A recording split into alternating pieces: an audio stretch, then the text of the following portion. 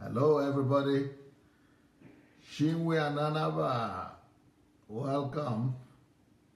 Who else is there? Welcome, everybody. Nice to see you people. Nada obediência total, direitos a pede ni toka eta no fire to dance. Isso é do a process ok. Na face nem nada para mostrar aí o vídeo com a câmera.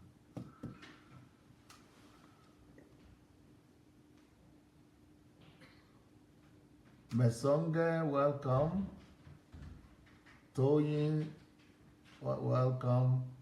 Adeoshun, Orenuga, Delphina, Ife, Shinwe, Helen. Welcome everyone. Please go and invite your friends. Bumi Benro, welcome. Go invite your friends and family. We're about to start our next brainstorm. Blessing Stephen is here. Idara is here.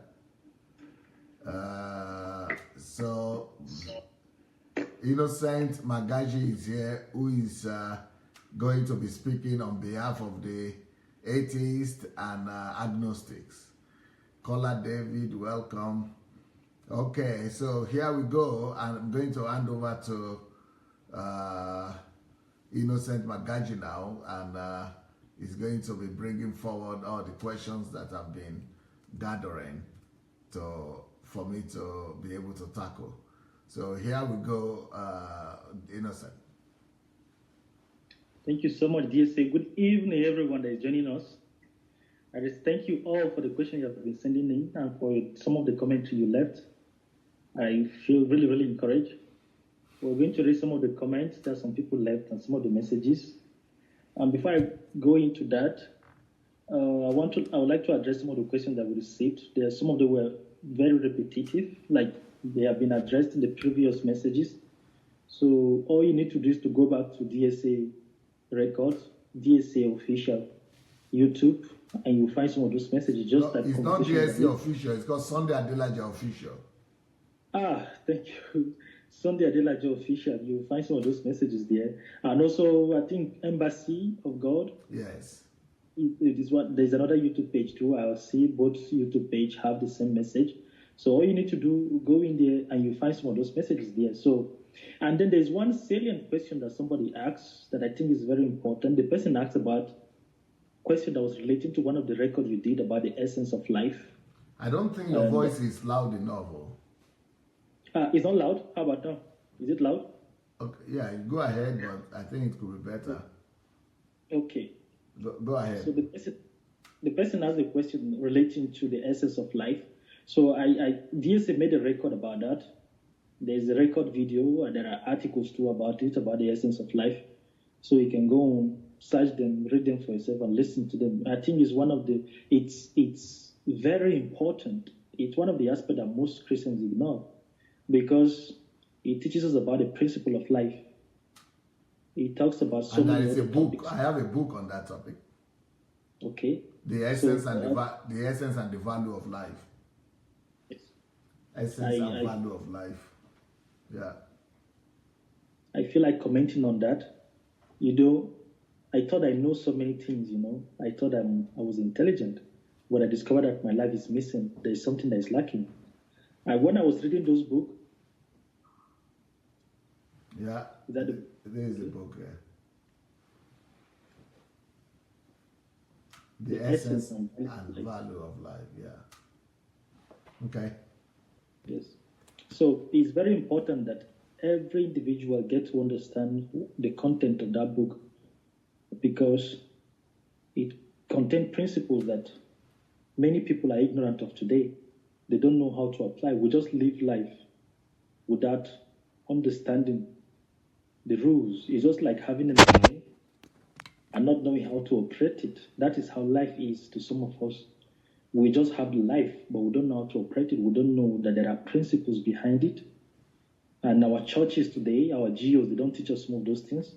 So God inspired DSA in his mind to be able to note down some of these ideas down. So it's very important that people visit it. So I saw 3 people left question that was relating to that. So I was like, okay, I don't know if DSA would like to comment on that, but I said, okay, go back and find that teaching is very essential. There were life stories about it that you made, some life examples that you said about it too, the YouTube teachings and some of those things. So go ahead, look for some of those teachings. So there are questions here that might not be treated, that they have been treated in the previous record that we did.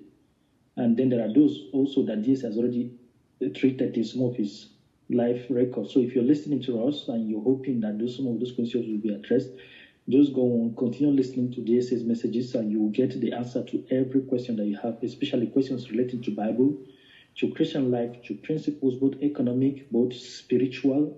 Most of those topics have been treated.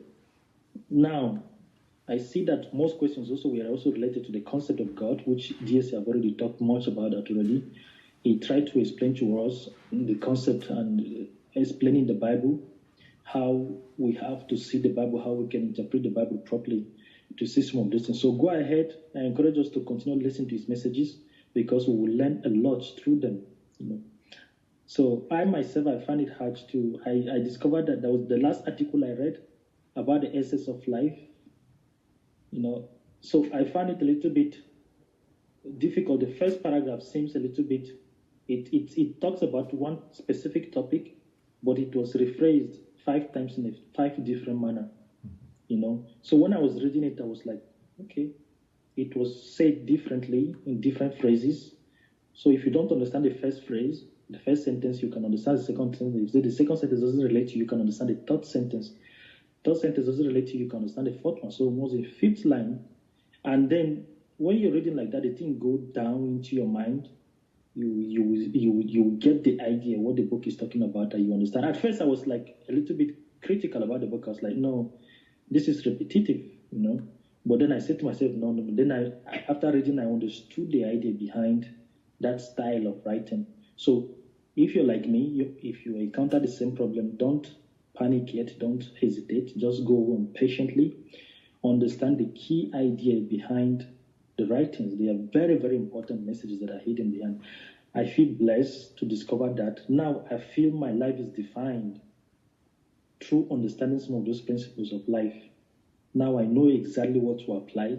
I know how to expect what life has to offer to me. I know exactly how to make use of power, how to make use of wealth, how to make use of wisdom.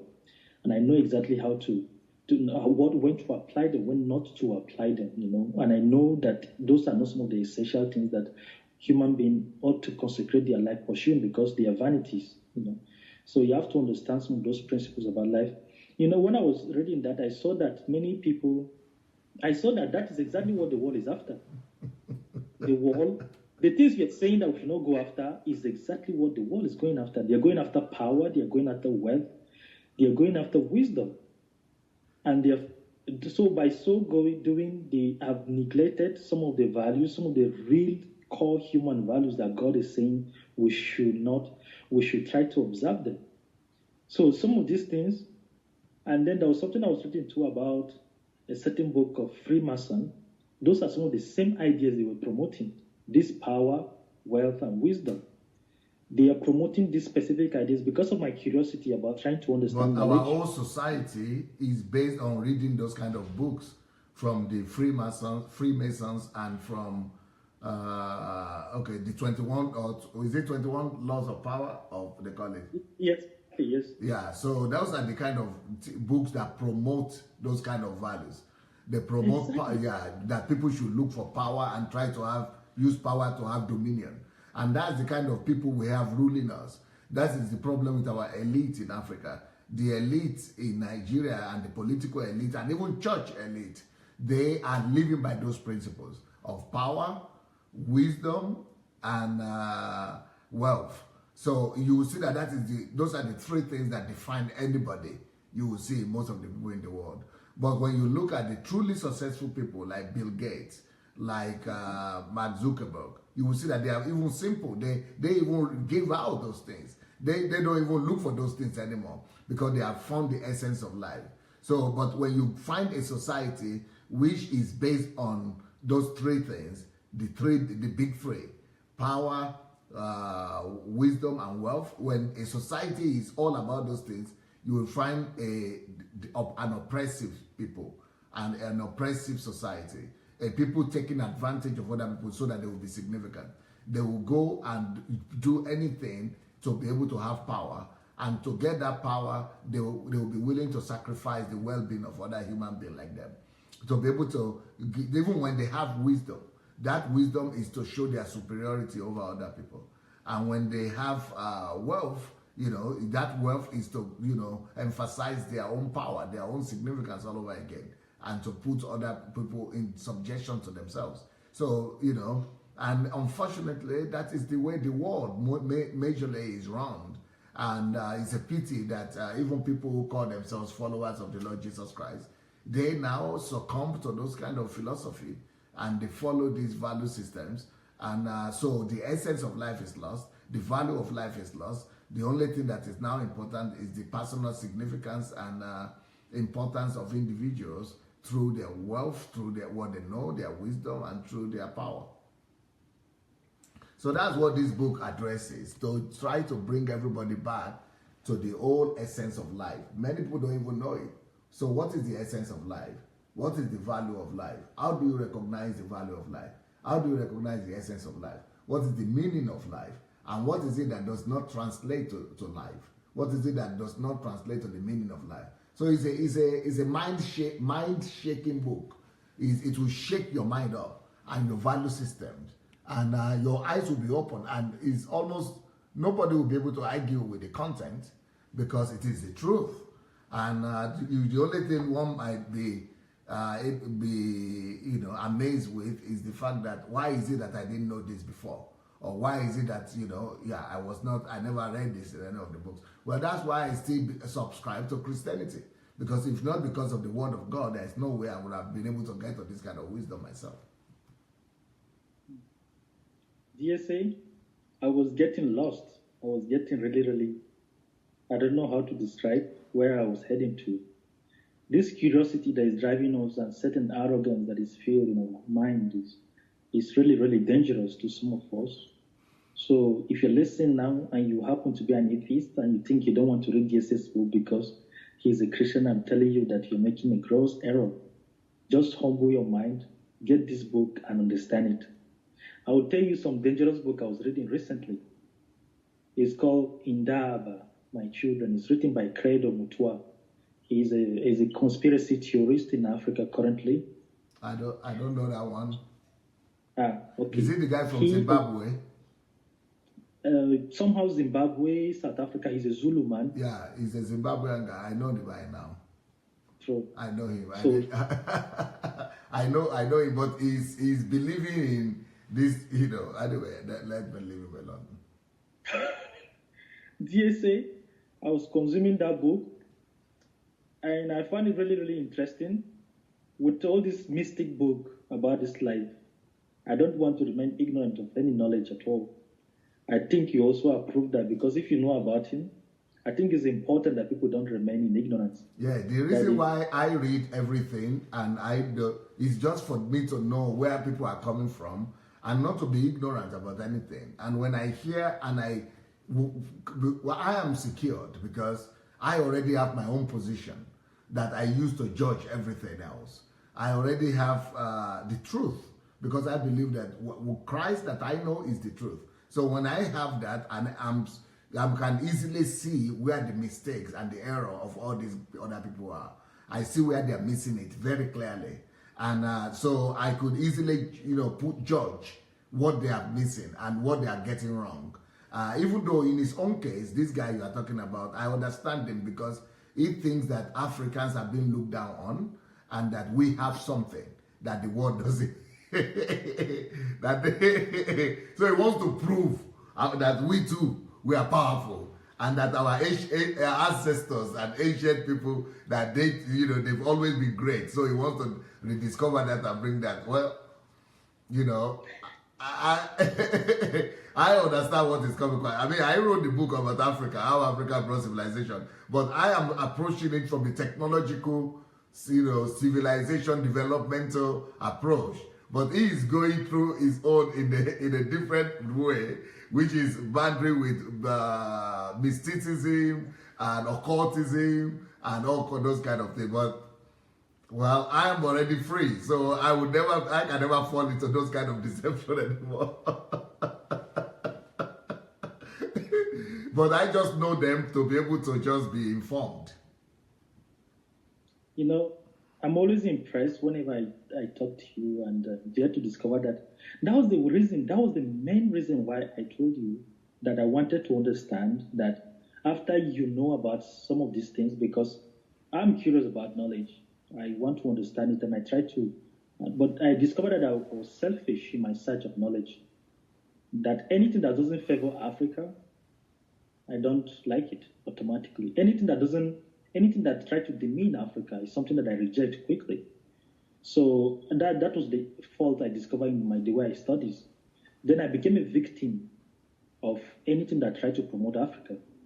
Either it's negative or positive.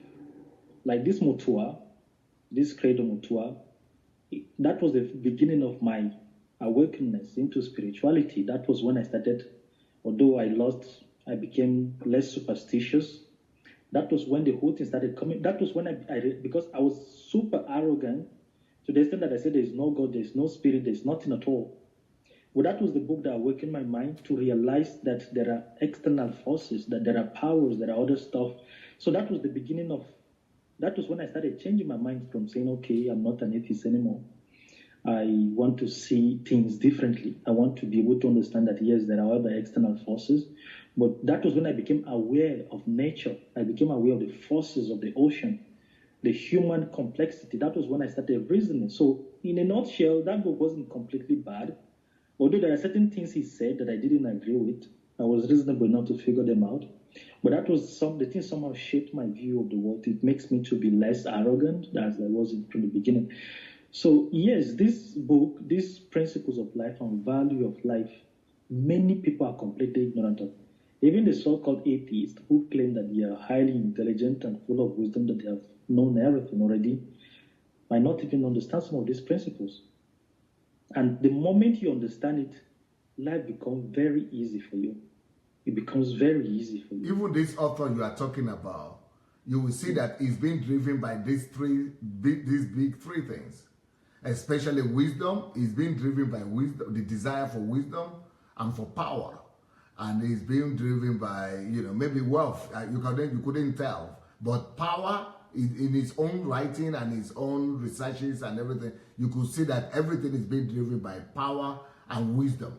So he's looking for, so those two things are the main focal point of his own life. Whereas, when you read this book, you will discover that there are values that are much more significant.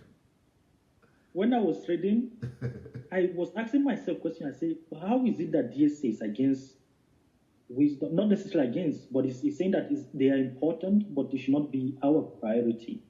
Wealth is important, wisdom is important, power is important when it is being properly channeled, when it's being properly used, when it's being properly employed to promote the word of God. Now, what is the word of God for humanity? But see what the desired power has done for Africa, to Africa. Even these Europeans that you people are criticizing that came to conquer Africa is the same thing that led them to do that. Because they thought they are Christians, but they don't know the word of God. So they were actually subdued by those three things. Those three things actually capitalized them. They think they were colonizing Europe, but they themselves were victims of colonization. They have been colonized by the desire for power. They have been colonized by the desire for wealth. They have been subjugated themselves. They themselves were slaves of their own aspirations. And until your soul is set free, you are not truly free. And even the guy you are talking about, that the African guy, he himself is a captive. Is a captive of his own aspiration. Also, the soul is captivated by that the ambition to reveal the power of the black man, and then the knowledge, the wisdom. And he didn't realize it, that he has also become a victim. His soul is held in captive. Your soul will only be set free when they are set free from those three things: power, wisdom, and wealth. Only after they are set free from those three things, then you are truly free. Then you can soar and fly. in the process of understanding this, okay, this thing is directed to those the people that ask their questions about this essence of life. So in a nutshell, now I wanted to just keep it and then ask you to just go read or watch the video, but it actually seemed interesting. You were proposing something in the place of power, wealth, and wisdom. I wanted to understand, after reading the Freemasons book and some of the a lot of books that I tried to understand, and I saw that they were promoting the same idea, all these three things you mentioned now. Then I asked myself, why are they promoting this idea? Of course. Then I discovered that the motive behind is egocentrism. Egocentrism because the thing is centered on the person. And then when in your book, I discovered that you were proposing something in place of these three things. You were proposing knowledge of God, first of all. You were proposing love and kindness. And then you were proposing righteousness. And justice. Exactly, and justice. Then I discovered, I say, okay, what DSA is proposing is completely the opposite of what these people are asking us to do. The Freemason, the Illuminati, some of the mystic books are proposing this. The key point, if you read some of those books, the manipulative books, there was one they were talking about, especially the Freemason, they were talking about of how you can train your children not to even trust you as a parent. Not to train, you make sure that you deceive them, you make sure that you manipulate their mind to function in a distrustful way, so that they should not even trust their government, they should not trust any authority, so that they will have an independent mindset of their own, so that they will be so that they will be, so it's all centered on them. It's not an altruistic approach to life. So they are teaching a self-centered doctrine, something that will make you value yourself the more, that will make you value your life, that will make you selfish, that will make you just like yourself more than any other person. So to the extent that you can sacrifice humanity, you can sacrifice the well-being of others. Imagine Freemason teaching people not to trust, not to show love, to be able to hurt when necessary, and they teach you what is called the necessary evil. They call it the necessary evil, when to the extent where you can be able to harm any person for the good of whatsoever idea that they have that they want to promote. They said that if a human being, they promote ideas that if a human being is not functioning well in the community, you have the right to end that person's life for the good of humanity. So these are some of the selfish doctrines they are teaching, and now DSA is proposing something contrary to what they. So I try to make a comparison between the two ideas and see that these people, they are centered on egocentrism, while you are proposing an altruistic approach to life. An altruistic approach to life promotes humanity. What is the knowledge of God? What is love and kindness? What is righteousness and justice? Is very important that people understand that these are not self-centered virtues, these are not self-centered doctrines, but they are altruistic doctrines that promote humanity, that want to create. Because with the power, with wisdom, of course, if you have wisdom, you'll be wise, you'll be smart. But who will benefit from it? It makes you proud. It makes you proud. Exactly. It makes one proud. So yes, so that is it. So knowledge of God, what will you comment on that? Because it seems vague to me. What is precisely the knowledge of God? Is it just the Bible that is the knowledge of God? Or can you comment on that, please? Okay. My understanding of the knowledge of God is the knowledge of His orders. Okay. The knowledge of His precepts. And the knowledge of His ways. So some people are complaining about the volume, not from my side. I think it's from your side. What's the problem then? But I'm talking now. Maybe when you begin to talk, maybe the micro. Do you have a microphone or something? I think you used to have something in your head. Maybe yes. Is that a microphone or? Microphone is an earpiece. Maybe it could help you. Let me plug it now. Okay. I hope it's clear now. Yeah, maybe it might be okay. But anyway, when you begin to talk, we'll see. So the knowledge of God from my own perspective is the fact that, somebody, it's going to be difficult for someone to say, how will you know the knowledge of God when you don't know God? You don't see God. But there are His ways of doing things. There is model operandi that God uses. So there are, patterns of God, the principles, the values, the way of reasoning of God. So when you read the Bible, for example, it's not just the Bible. A lot of people who just embrace the Bible, they become religious.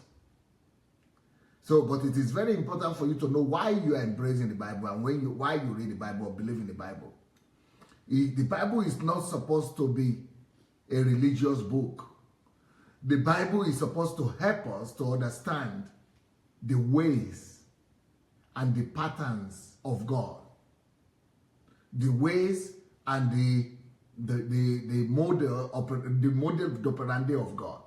That is what the Bible is supposed to help us do. For example,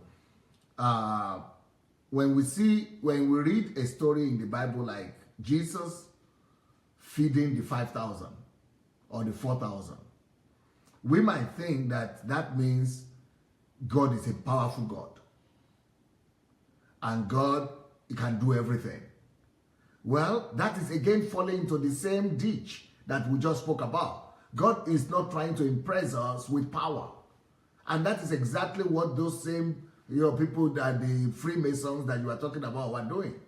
So the miracles of the Bible is not to impress us or to try to convince us that God, look at this powerful God that we have. No, he doesn't need to impress anybody. He's not playing that game. It is when you are a child, a kindergarten baby, that you'll be going to talk to your classmates and tell them that, my brother, I have a big brother that has big muscles. If anything, they will beat you. That's not the kind of God. God is not trying to play that kind of game on us. Those are child's play. So why was God doing the miracles? And is he trying to impress us? Is he trying to let us know that he can do the miracles? And when you listen to contemporary pastors today and teachers, that's the impression you will come up with. You'll be having the impression that, because they keep on telling you the stories. Oh, God is powerful. Oh, he fed 4,000. Oh, he fed 20,000. He fed 2,000. I mean, we already know that. So what's the big deal about it? So the whole thing, the way, because they read it from the Bible and they are thinking that the Bible is a book about God. But that's not the way for you to know God. The way for you to know God is to look at the Bible as a book, not just about God, but a book about me. So how does that work? So if I say the first thing you need to pursue instead of wealth and wisdom and power is the knowledge of God, which means I read the Bible, anything, not just through the Bible, any book, through any book. I seek knowledge to discover the nature, the characteristics, the likeness, the preferences of God.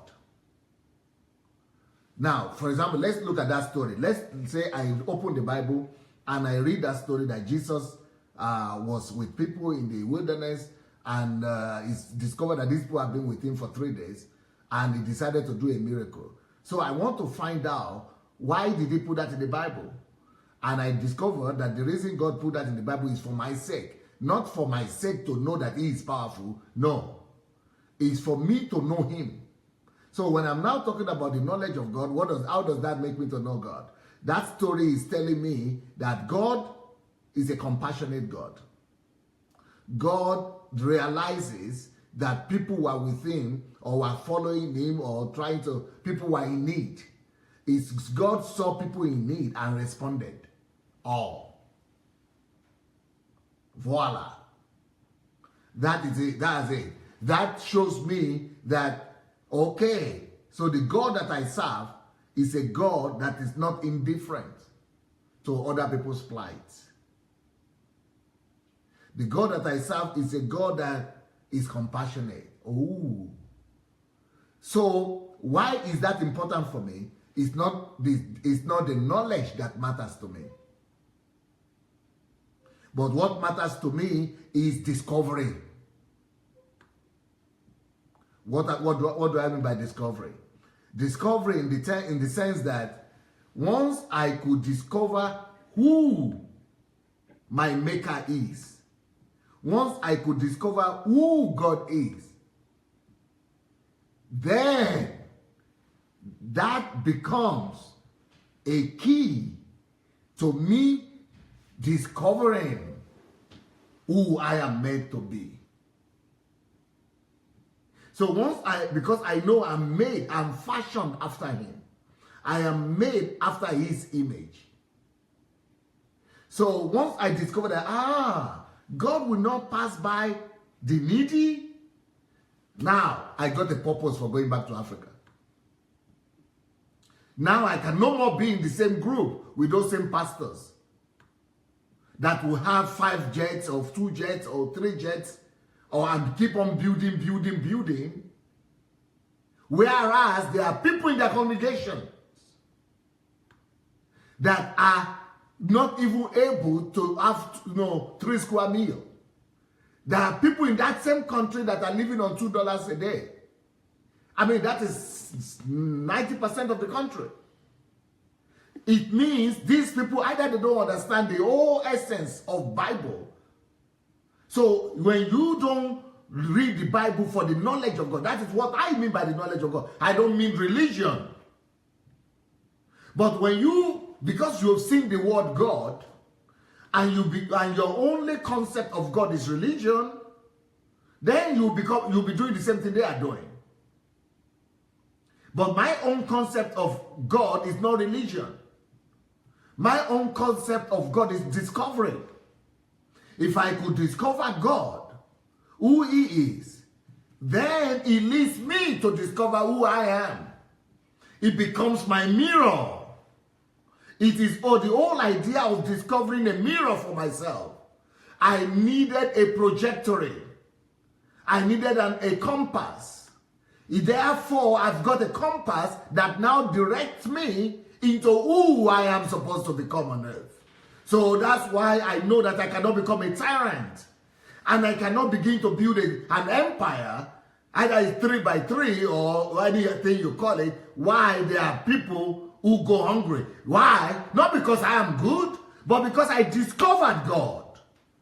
Who is God? How did I discover him? I discovered that he is somebody that is so compassionate that will not allow himself to close his own eyes, neither will he allow his disciples to be callous or indifferent about the needs of ordinary human beings that are around him and that are also in need of any whatever the need is. And I see that consistently in the nature of this by God. For example, in another instance, ordinary human beings will always behave like ordinary human beings. But when ordinary human beings encounter God, then you discover another reality. So, for example, why do I say in this book that the most important thing in life, the essence and value of life is not in wealth. The essence and value of life is not in wisdom. The essence and value of life is not in power. The reason is because the essence and value of life is in discovering God, is in the knowledge of God. So what do I mean by the knowledge of God? So the knowledge of God means, for example, when they brought that woman to Jesus and said that the woman is caught in adultery. Now, what was the response? What was the response of God? What was the response of how will I discover God in that sense? Now, they brought the lady, she's guilty. Not that she was not guilty, she's actually guilty. She was actually involved in adultery. But what do I want to find out? What I want to find out is not the story. Unfortunately, when you go to churches today, you keep on hearing the story of the woman caught in adultery. It's all about the story. I already read the story. I'm not interested in the story. So what am I interested in? Because when you view God only from the religious perspective, and when you view the Bible only from the religious angle, then you are going to see the story. And you will go on and on talking about Jesus. But that whole story is not for Jesus' sake anymore. It's not for me to begin to talk about Jesus. Oh, he was merciful. Oh, he forgave the woman's sin. No. The reason why I have that in the Bible and why that is put in the Bible is for me to know who my God is like and what my God is like. So what did I see in God? What is the description of God that I discovered in that story? And in that story, I discovered the God that is not a condemner.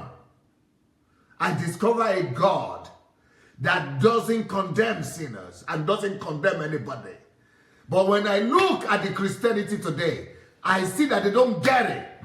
Because we are busy condemning the gay people. We are busy condemning what people we call sinners. We are busy condemning people we call unbelievers. We are busy condemning terrorists. We are busy condemning the feminists. We are busy condemning the atheists. We are busy condemning all kinds of people. We are busy pointing, accusing fingers at people. The very opposite of who God is. So what I saw there is that God is a God that understands men's frailties and human weaknesses. And when I discovered that this God is an understanding God, I want to be like him. That's what I mean by the knowledge of God. What do I mean that I want to be like him? I want to be as compassionate as him. I want to be as understanding as him. And God forbid that I will be one that comes down together with a heavy hammer to hammer down somebody just because the person is not perfect. And when somebody listens to me and says, but is that not the same thing you are doing in regarding to the pastors in Africa? I said, no, then you get the whole thing wrong. In regards to the pastors in Africa and the teachings that I'm doing, I am correcting doctrines. I am correcting practices. I am not condemning the individuals at all. I love the individuals. I respect the individuals. I will prostrate to them when I meet them today or tomorrow. But I'm actually helping them by delivering them from the clutches that and the strings that are holding them down and that are holding a lot of millions of other people down. So I'm just removing the strings, but not just loving them, but loving the people who they are in their captivity as well. I'm just revealing the truth, just like Jesus did. He spoke strongly, even though Jesus was a symbol of love himself. He would not condemn the poor lady that was caught in sin, but he did condemn the practices of the Jews, of the Pharisees, out of the Sadducees, but not out of hatred, but just correcting them for them to change their lifestyle. So I want to be balanced in that sense. So that's the way I see about the knowledge of God. So when I talk about the knowledge of God, I want to discover, why did he feed people? He cares. I want to care. If he will go ahead to go to the extent of feeding, it means I shouldn't close my eyes at anybody who is in need. And if need be, I should be able to do a similar miracle and provide food for the needy. If he will give forgiveness to somebody that is already condemned, I discover who I am supposed to be. I am supposed to be a forgiving individual as well. So discovering God makes you to be able to build your own moral character. It gives you the building blocks for which that you could use to construct your life. Then you know exactly the value system that made up who you are. So for every cell that you have, for every molecule in your body, there is a principle standing by it. There is a virtue. There is a value system that has made you whole as an integral personality.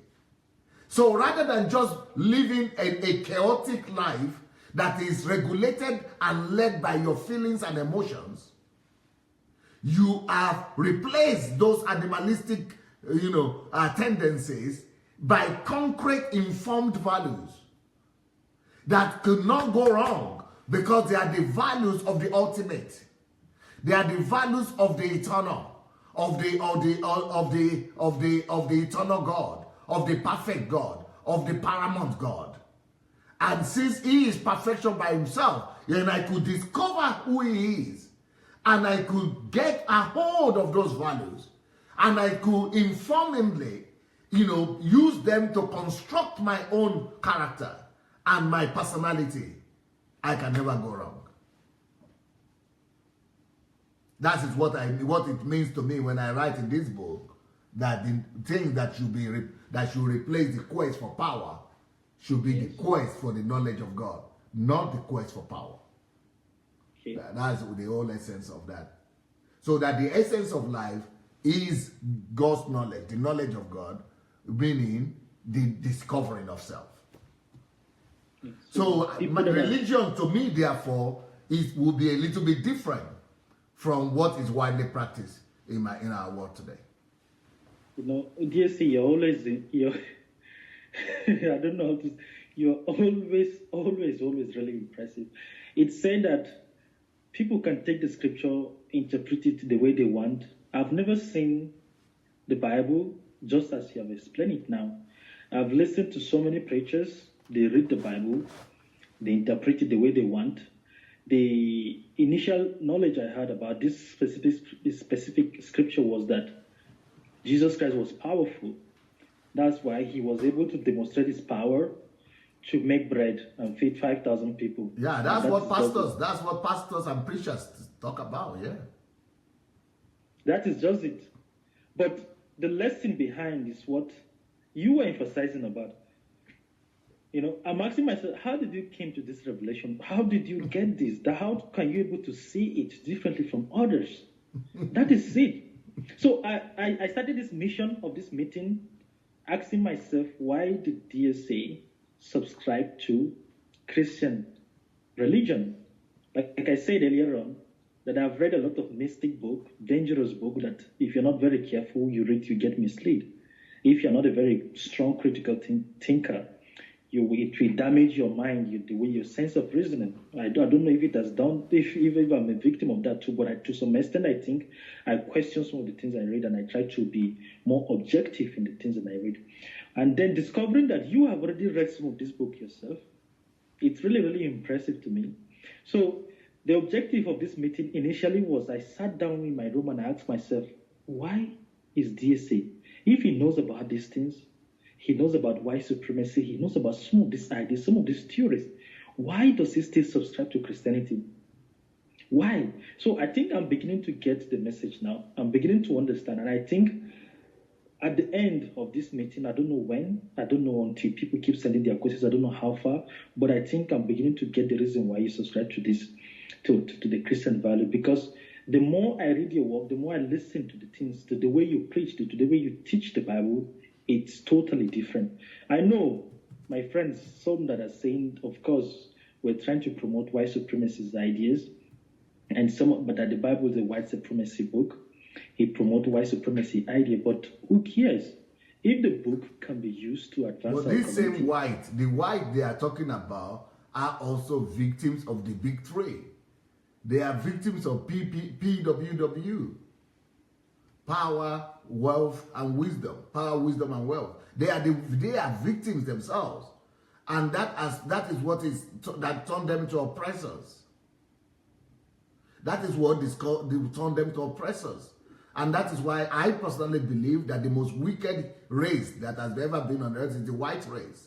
Even though I live among the white people here, 99% of my church is white, and all my people you see even here, there's only one black person that is sitting here with me. She came from Nigeria. Otherwise, all people around me are white people.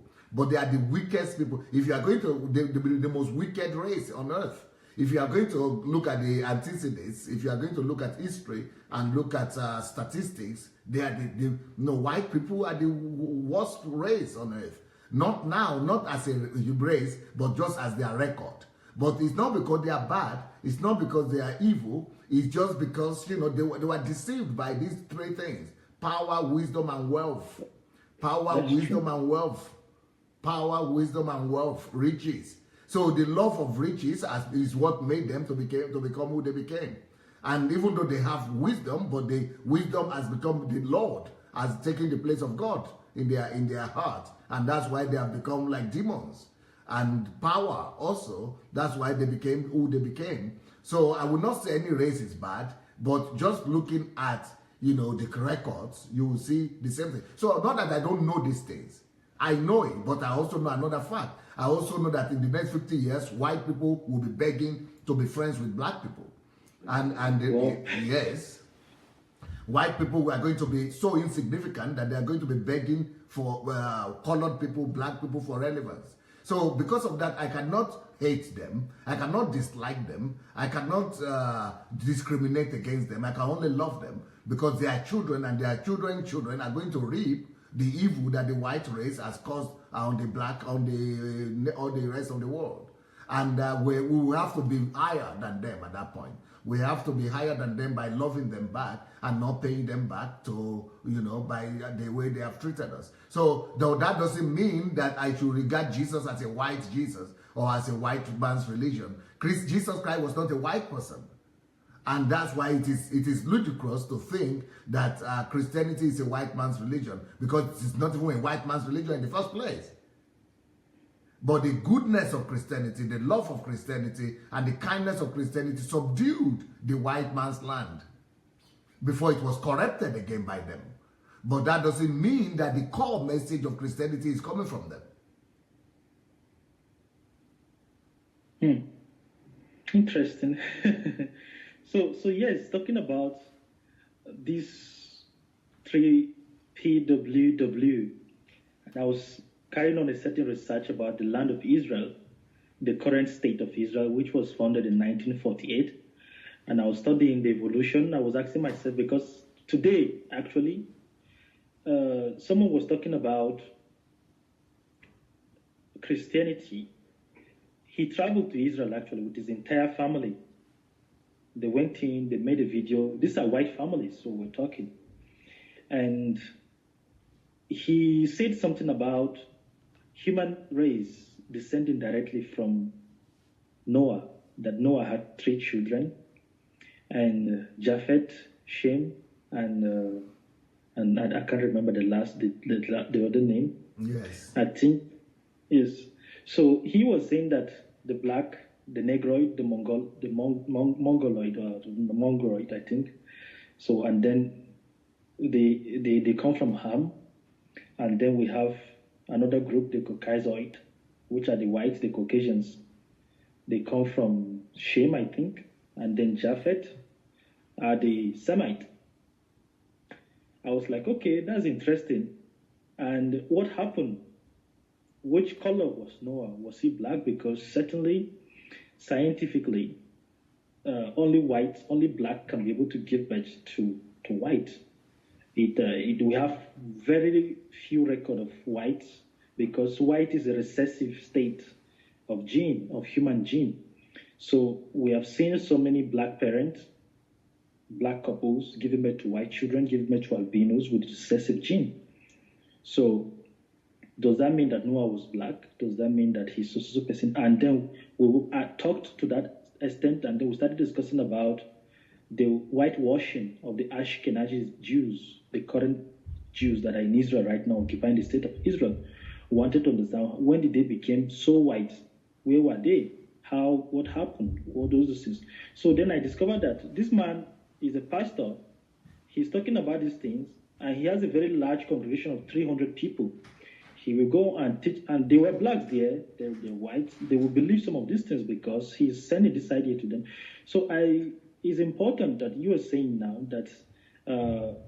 that Jesus Christ wasn't white, obviously, because people in the Middle East are not white, they are colored people.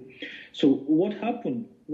Can you try to comment on that? How is it that the state of Israel, the current state of Israel, which most Christians look forward to them today, became so white as it is right now? Because you're talking about this PWW. I've seen it very strongly in Israel right now.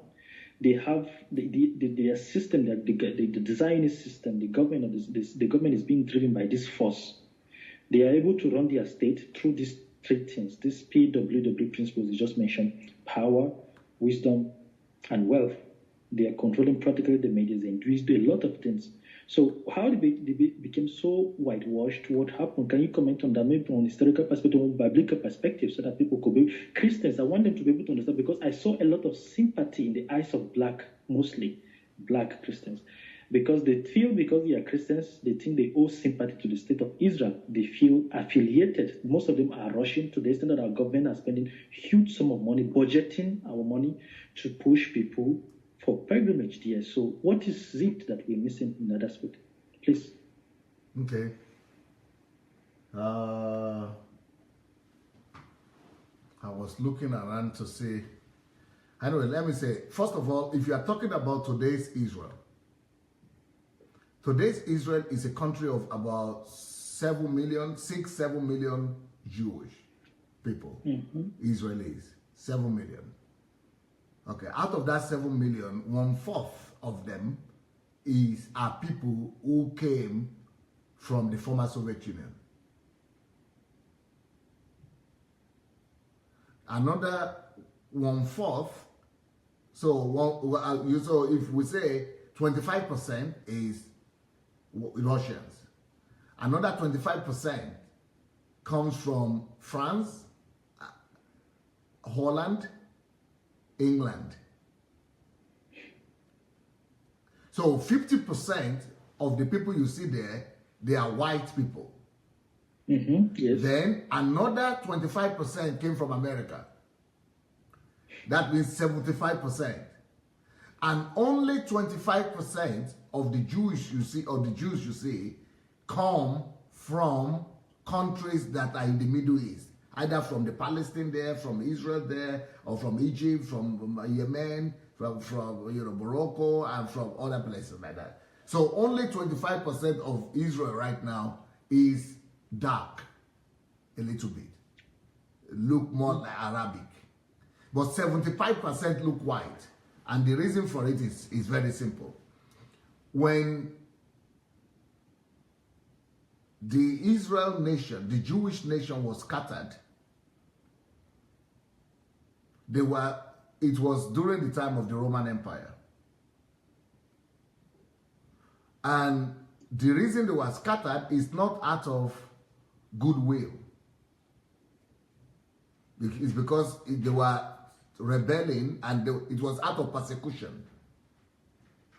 So they had to be scattered from the land, and they were scattered all over the world. Now, when they were scattered all over the world, because they were being persecuted and hated, most of them, the only way for them to survive was to mix up together with the natives of the nations where they ran into. For example, in this country right now where I am, I don't know if you remember, there's one lady we call Pastor Natasha. Yes, yes. Okay, you will never say she's a Jew. And she will never tell you too that she's a Jew. She will tell you she's a Ukrainian or she's a Russian. 1/4 of my church is people of Jewish descent. But they will never tell you like that.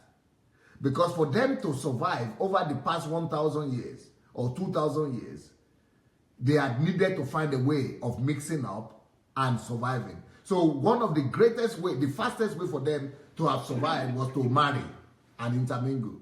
Now imagine for 2,000 years, people intermingling.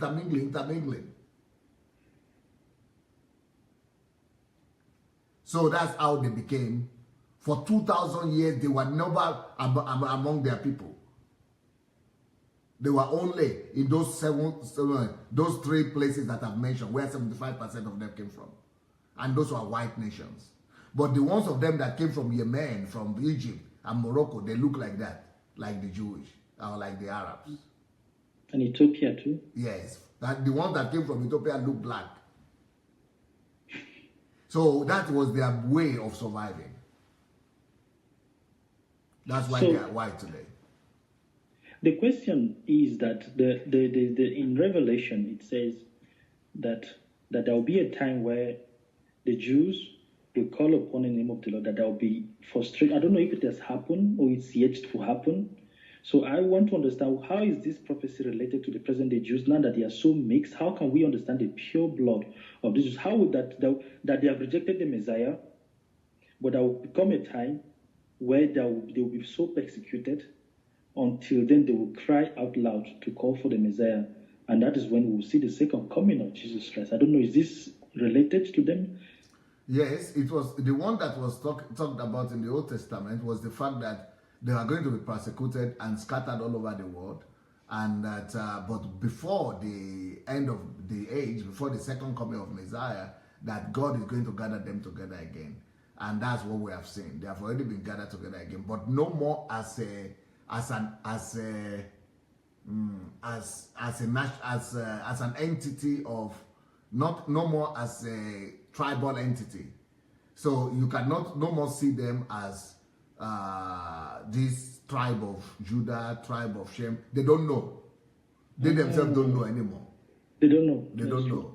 They are no more. So what now makes them to be Jewish is their blood. No, that they have one. They have a percentage.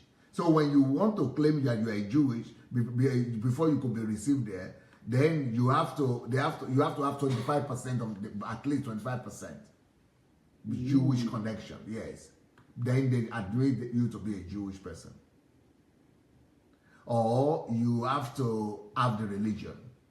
So that's the only way they now recognize the Jewish people. And have the religion, subscribe to Judaism and be white too. Yes, because the black, the Negroid Jews are not very, very welcome, as they say, as of now in the state of Israel, because they went as far as trying to control their population by trying to put some contraceptive in their women, sterilize some of them even to the extent, because they don't want the Negroid population to supersede that white, which is a very, very hurtful system. Somebody is writing saying, he said the pyramid are the most formidable landmark in Egypt. The Israelites are the only people to have lived in Egypt and made no mention of these architectural wonders. Even traders, historians, and invading armies that passed through Egypt spoke and wrote copiously of the pyramid. Why did this architectural masterpiece, the pyramid, escape the notice of the Israelites, who, according to the Bible, lived in Egypt for 400 years plus? How is it that the pyramid was never mentioned in the Bible? How is it that this thing is not in their history? Yeah, it's similar to the question you asked about the earth last time, that it's been there for millions of years. Why is it that it's not in the Bible and things, and the changes? The same thing, but the Bible is not a book about archaeology, and the Bible is not a book of geography. When you read the Bible, it's not big on describing the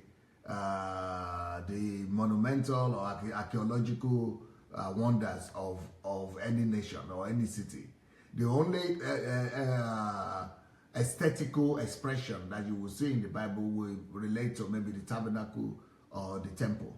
And that's just because that has significance to the destiny and the fate of the Jewish nation. But otherwise, the Bible is not big on aesthetics. The Bible is bigger on destiny, predestination, and eternity, and about the person of God himself. So, but I will also tell you that if the person is asking that question, that there are people who believe that the pyramids were built by Joseph, and that the pyramids are part of the storage system that Joseph set up when he was in Egypt, and that it was later on, after the Jews left Egypt, that the pharaohs of Egypt started using it as a burial site. But before then, that it was a place of storing treasure, and that it was also built by Joseph. We know that Joseph did build some storages that were absolutely, monumental, that had something that had never existed before, and was able to withhold the storages and the produce and the food product for all the period of the famine. But I will not claim that that was the pyramid. But there are some people who do claim that. So, it depends on from what school of thought you are coming from. Personally, I would think that it's because aesthetical things like pyramid were not the focus of the Bible. There were a lot of great things in the Roman Empire that were absolutely outstanding, even during the time of Jesus. But nobody can deny the historical fact of Jesus 2,000 years ago. But then you will look into the Bible and all the books of the Bible, from Matthew to Mark to Luke to John. You will never see all the wonderful roads that were constructed by the Roman Empire. They were not described. And you will never see anything about the wonderful cities, like the wonders of the architectural wonders of Rome. You will never see them mentioned as well in the Bible. It's not because they were not there; they were all there, but that was not the focus of the Bible. Yeah, okay. Because of course we will not try to deny people the curiosity, trying to understand why the pyramid wasn't mentioned in the Bible. There are claims that some people also claim that the Jews built the pyramid as slaves, that they were being enslaved to build the pyramid. And it's certainly not a food storage through Joseph, because there is no hollow system in the pyramid. And there are archaeological research recently that shows that some people are even claiming that it was some kind of, the channeling some kind of astral power. Well, I will also tell you that, there are a lot of Afrocentric philosophers that also believe that it was the Africans that built it, that the pyramids were built by Africans. And that at that point, when the pyramids were built, that it was not the Arabs that were living there. And I find that easy to believe as well, because the Arabs, Egypt never belonged to Arabs, and Arabs only took over Egypt about 1,300 years ago. So it was only after the death of Muhammad in the year 700 or so that it was Bashir or whoever took the place of Muhammad, launched a war, a conquering war, and then they went to the Christian. During the time of Muhammad, even Egypt was actually Christian, and it was so all the pyramids didn't belong to Egyptians that we know today. It was under the Christian influence and Christian dominion of but then even still there was nothing written about it in the Bible or by the apostles. So it was not the focus of the Bible. So I would believe that, because when you look at Egypt today, a lot of people tend to believe or think that the Egypt of today is the way it has always been, and that the Egypt of today is the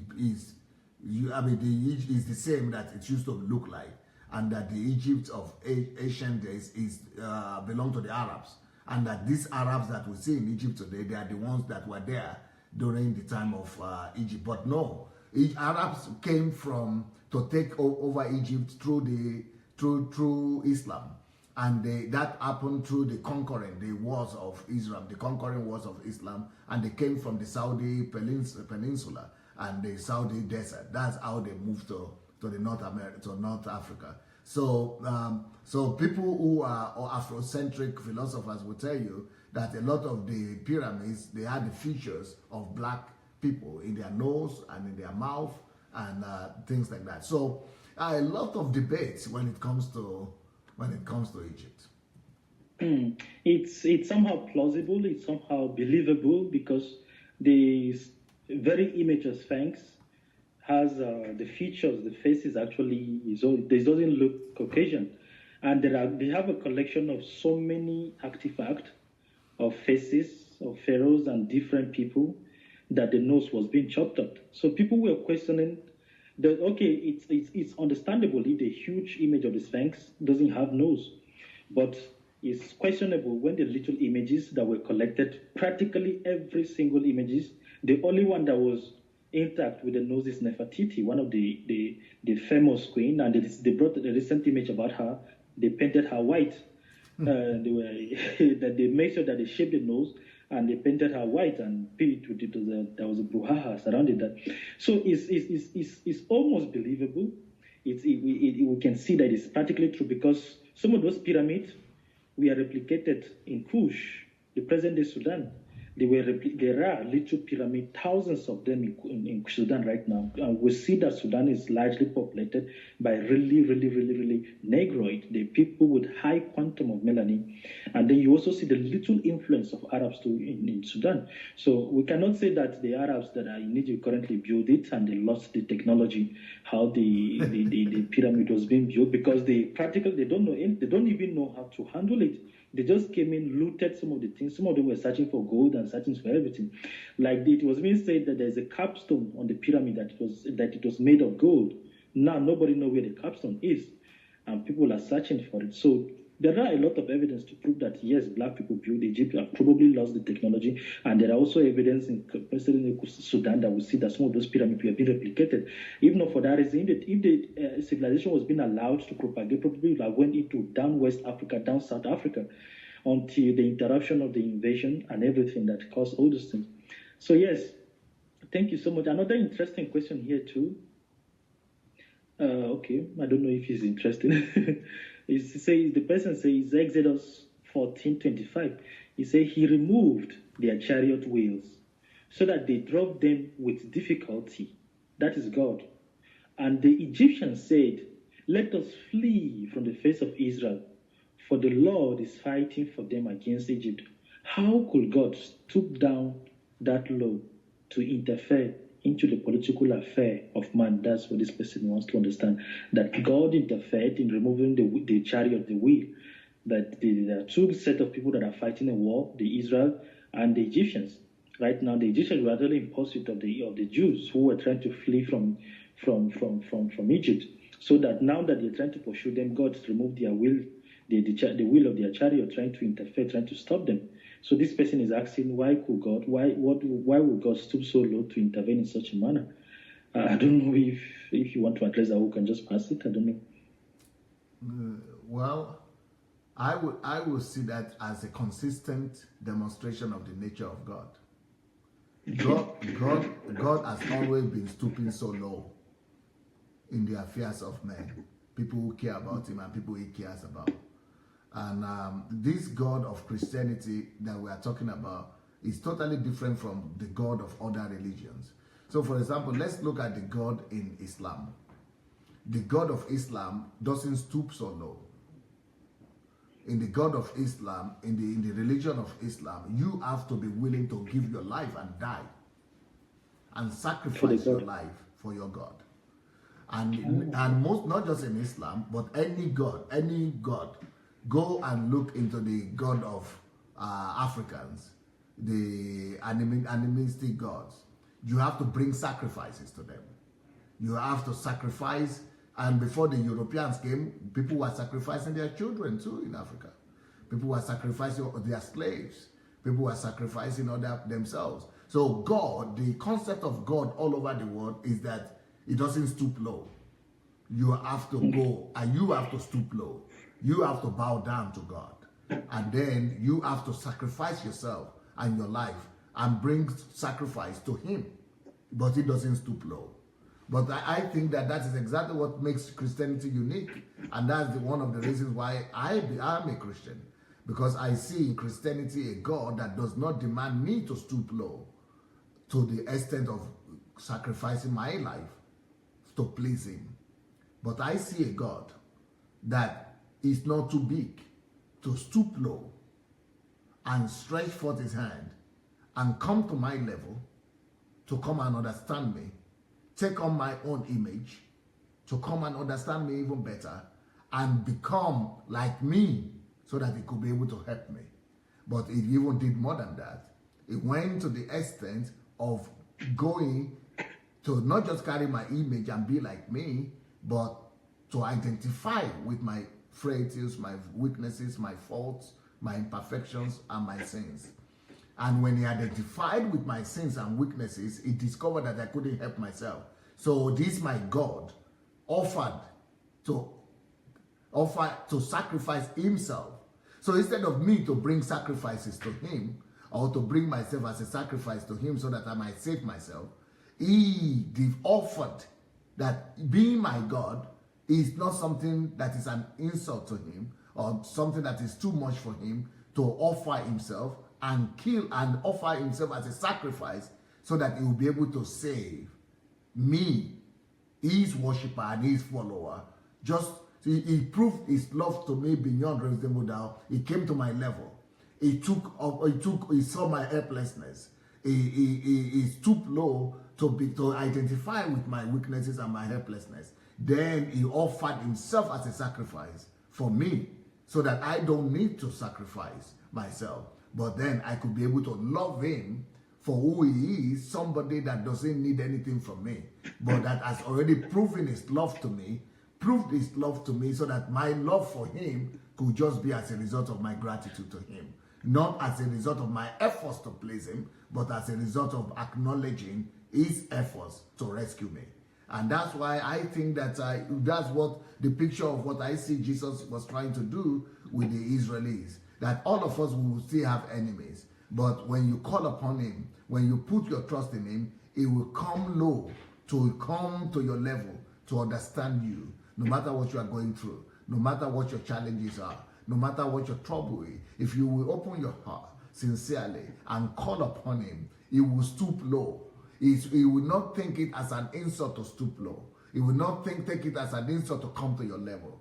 He will always be there to come down to your level, to understand what you are feeling, and to not just come down to your level, but to take over your challenges, your pain, and your sorrow, and to relieve you at the expense of himself, not at the expense of not at any of your expense, but at the expense of himself. So, and that's what he was trying to show us in the example of what happened to Israel, that if he could do that to Israel, I know for sure now that he can do this. He will do the same thing for me.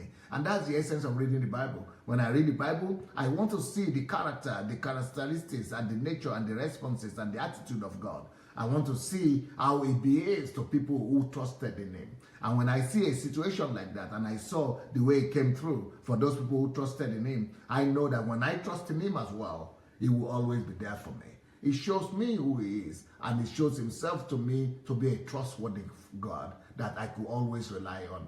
And that's the same thing that we see consistently in the New Testament when Jesus showed that very same tendency of not a God that is saying, go and do jihad to kill yourself and to kill other people to please God. But God that is saying, no, it doesn't have to be your sacrifice. It is his sacrifice to make sure that he rescues you. You don't do the sacrifice, he does the sacrifice. And that's why I pitch my tent with this God of Christianity. Okay. When you're talking like this, it took me back to the last debate we had with some group of people. I don't know if I'm loud enough now. Not so much. Okay, they're not complaining with the volume anymore. So the person was like, they were saying that Africans are practicing what is known as cultural appropriation, because the actual topic was that this Jewish religion, this Jewish concept of God is really, really interesting. Why? Because it gives answer to practically all human questions. First of all, it talks about the origin of man, where man comes from. It gives you principle on how to live your present life, and it also gives you solution to the next life. So basically, humans ask themselves this question: where do I come from? Why am I here? Where am I going to? So that the Jewish religion gave answer to this question. That is why it's very comfortable for Africans or for any other group of people, the Japanese or the Chinese, for them to appropriate this culture, for them to appropriate it and make it theirs, to be able to see their images in them, to be able to consider themselves as children of Abraham. I mean, they consider themselves as literal children of Abraham. So it's somehow, that's the argument that most atheists get, most group of people, they try to see it as some sort of cultural appropriation. But I think we are fine with that. If it will help people, it will help people because, of course, it gives an advancement to humanity. And if Africans will be able to see it this way, without being able to feel low